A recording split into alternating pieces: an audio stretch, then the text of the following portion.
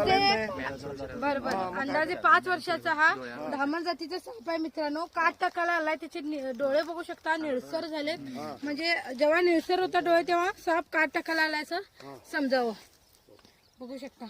तर तुम्हाला तर सगळ्यांना माहितीच आहे धामण साप किती आपल्यासाठी गरजेचं आहे. शेतीमध्ये राहायला पाहिजे.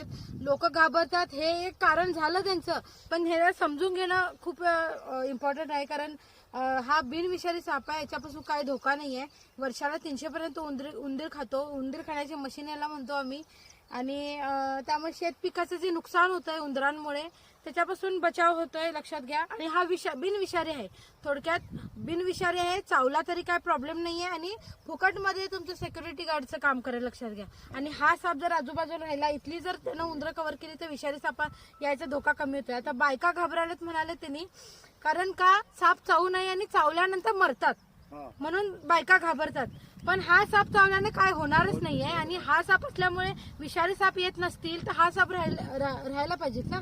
पण ते समजून घेण्याची मनस्थिती नसते. साप म्हटलं की आपल्या देशात काय झालं, साप म्हटलं की भीतीचं ब्रँड बनवलेलं आहे सापाला.